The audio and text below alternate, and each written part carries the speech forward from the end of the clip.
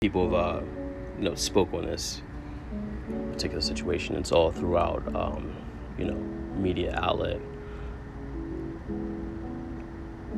and they were able to draw their message from that, how they're calling Keke Palmer 304, or calling this guy, I don't even know his name, calling him basically a simp, whatever it is. I can just basically say that it was wrong from the get-go.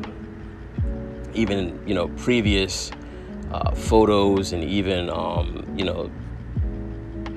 short videos, her basically walking in front of him, like almost like, I would say, a quarter of a block in a cat suit, and he's basically holding the baby.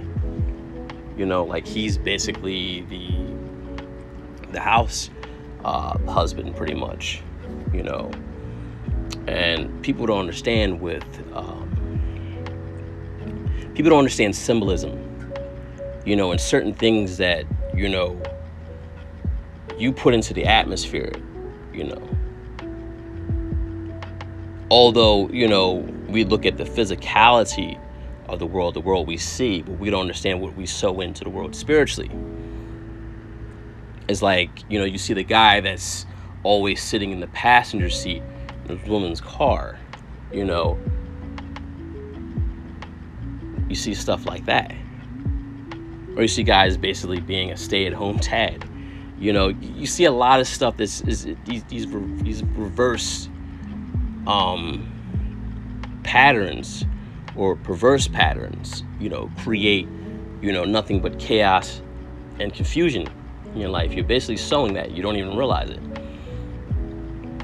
So, this was already like extreme even before, she basically was in, the cat suit dancing on Usher. And that really just comes down to access and wants, right? Now, maybe this guy is with the woman that, he wants, but Keke is kind of dealing with what she has access to. She's not dealing with the guy she wants. She was actually dancing on the guy that she wanted. A lot of people think that that's just, in some aspects, it was a flex.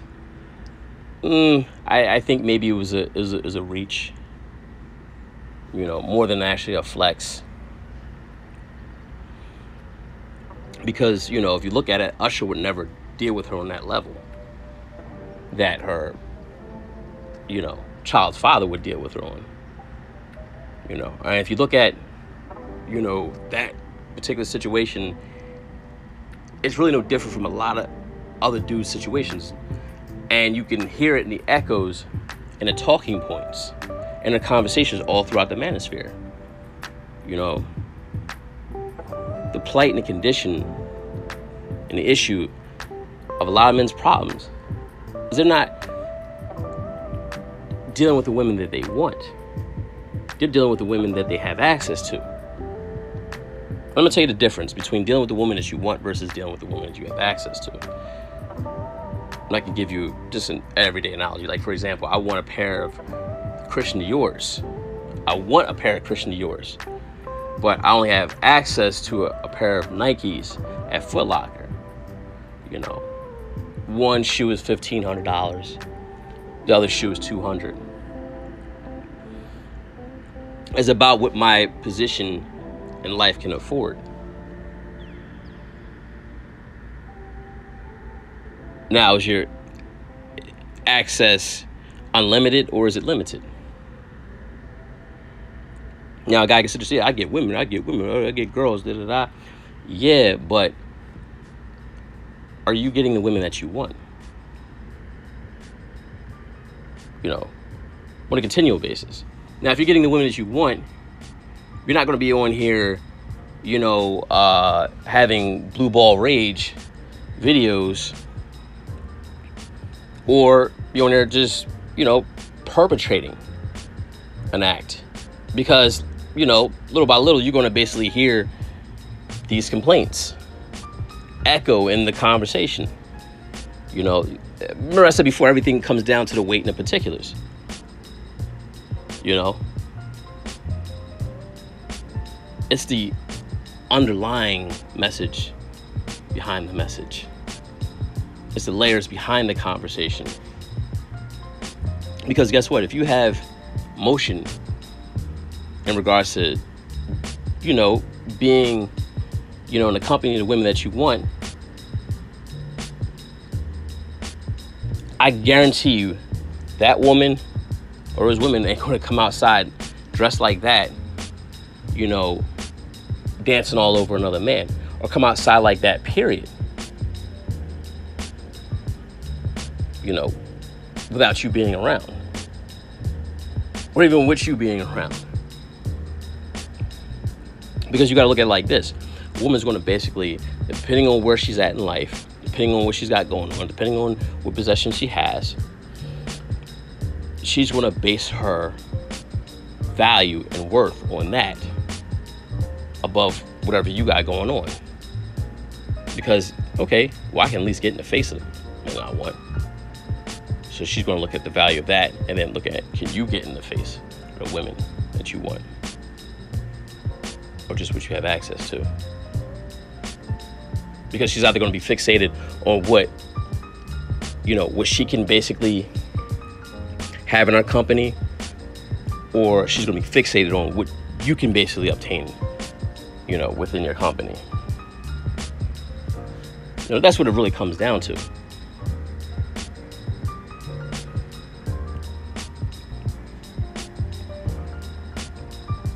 And just like, I mean, unfortunately, in this circumstance, just like you see in a lot of other circumstances, he's going to basically take her back after all this. Not because of love. A lot of people think it's love. It's not love. It's just what you just have access to. A lot of guys, a lot of, you know, women think it's love, but it's just what you really have access to. It's not what you want. Because if it's what you want, you're going to treat it a lot different. It's about treatment, you know. And it's been various situations. I could actually bring up a scenario. I'd say it had been about maybe, I don't know, it might have been 7, 8 years ago. I was at this job, and this guy was talking about, you know, his relationship with this lady that he was dealing with. And I just, you know, heard the red flags. You know, I listen. The red flags, for one, you know, he's living in her place. He's talking about he's got to have a certain amount of money to bring home. So he was doing, you know, overtime and stuff like that. Then, you know, he mentioned, you know, having children and stuff. And, you know, it was children basically being in the household. So I was like, oh, okay, so you got like a blended family situation going on. You know, that's what's up, you know. I feel as though child needs to basically have a male presence and, you know, a female presence in the household, working as a unit. But he's like, no, these aren't my kids. Red flag number 2, you moving into her place, her children. She's not, and then she's still, you know, the other red flag, she was still arguing back and forth with her baby father. It's like, I'm kind of running it down to him, like, yo, that situation ain't dead. Man, I told him to kind of just, you know, start putting something aside for yourself, man, just in case something happens. And, you know, lo and behold, 3 weeks later, situation happened, you know, just like almost like a domino effect. You know, he got kicked out of his place. She changed the locks, called the cops on him. So by him being in jail, can't really get out of jail. He loses his job, doesn't have a place to stay. He's jammed, just like that. You know, as I said before, you never want to put yourself, you know, in a position that's going to cause you to be stressed out over it later on. And you never want to put, you know, a woman that's not qualified, right, for that position, right, that'll cause you to be stressed out over it later on as well. You look at this situation. You know, she's always exhibit that type of behavior. Not saying that, you know, people don't change, women don't change. Women will change for the guy that she wants, you know, Women won't change for the guys she has access to. She'll change for the guys she wants. Just same thing with guys. When you look at this scenario, this is exactly what's going on. You know, Keke Palmer is the best that he can do. You know, he's not the best that she can do. I mean, she could probably deal with maybe an E-list celebrity, or, you know, something of that, you know, polite situation, whatever, right? But, you know, she's exhibited that behavior publicly. You know, she was so tied up and fixated in the reach, she didn't really care about losing. Because he's probably exhibited behaviors that he was scared to lose her. That's another thing. You really are in motion and you're getting what you want. You're not scared of losing anything. You're not scared of letting anything go. You're not tripping about that. But you will trip about things that, you know, that you're only limited to, and walks away from you because you're living in scarcity. You know, supply ain't there. You know, that's usually a question you got to ask yourself, man. You know, am I around the people I want to be around? Am I doing the things in life that I want to do? Do I have, I would say, an unlimited reach, or at least an extended reach to what I want, as far as women I want? I mean, you don't really have that, then, you know, you definitely, you have some work to do. I mean, pretty much. And you're not, you know, working for that. You're working for really your sanity. What I mean by work, like, not work like you clock into a job. I'm talking about like work, like get yourself situated. Like, that should be the most important thing in your life, is getting yourself situated. So you don't have to be in a position that's going to cause you to be stressed out, or later on you don't have to have, you know, people in your life that's going to cause you to be stressed out overtly, you know.